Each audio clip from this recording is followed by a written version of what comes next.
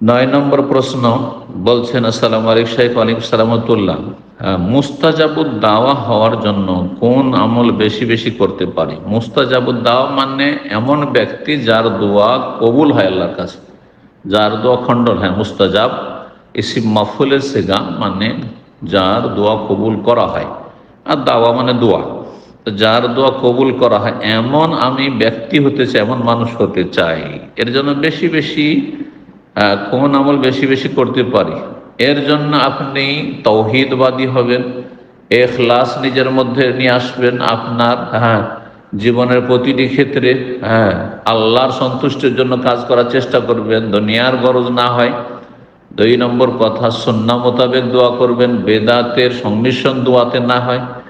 আর 3 নম্বর গুরুত্বপূর্ণ আরেকটি বিষয়, সেটা হচ্ছে হালাল রিজক ভক্ষণ করবেন, হারাম খাবেন না। হারাম যারা খায় তাদের দোয়া কবুল হয় না।